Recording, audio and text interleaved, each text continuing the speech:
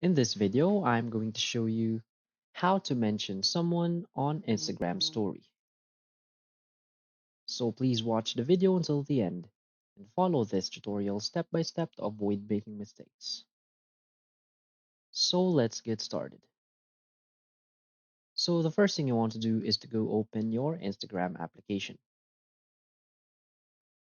Now from here, simply tap on your story on the upper left corner of the screen to add a story. So just select any story you want to upload. So for example, let's just upload this. So to tag someone or mention someone, what you want to do is tap on the sticker icon right here. Tap on it. Now you will see this mention. So just tap on that.